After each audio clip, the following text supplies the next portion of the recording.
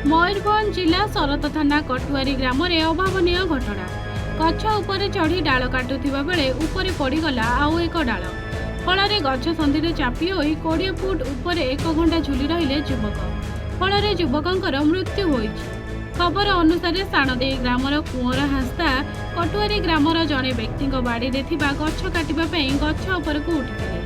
गछर डाल काटिबा परे हठात उक्त गछ उपरे पड़ी रहिथिबा एक अन्य डाल कुंवरक उपरे चापी होई रहिथिला।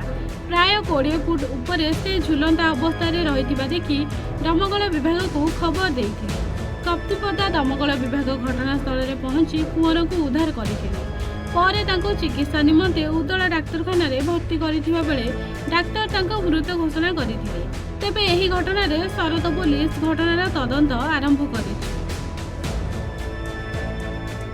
घटना सार घटी छुआटारे गरीब घर छुआ आउ जड़े गाँव साणदेर जड़े डाकी घर पाखर गोटे गछ महल गछटा था काटापी डाकी से जाहू काटाकाटी भितर केमती सब डाल काटी सारी गोटे डाल कौन बाकी था से डालटा केमती गोटे निजे होशियार हो ना कि कौन ये अलग माने ये तो करके बांधिक टाणी नथिले हठात किना से डालटा काटी सारी कि डालटा निज उपर पड़ी तो असुविधा जाऊ से जगार से छुआ एक्सपर्ट कर छुआर संपर्क हो से मामू पुओ निज मामू पुओ भाई आउ ना हूँ कुआर हास्ता कटुरिया गछ उपर लगे केमती ओल्हेले जाऊ आम फोन कले आमर फायर वाला को फोन कले फायर वाला जाकि तौड़ को नहीं आसपर मेडिकल आनले मेडिकल गाड़ी ही मेडिकल नहीं मेडिकल डाक्तर कौन कहले मेडिकल से पहुँचला बेलू अलरेडी डेथ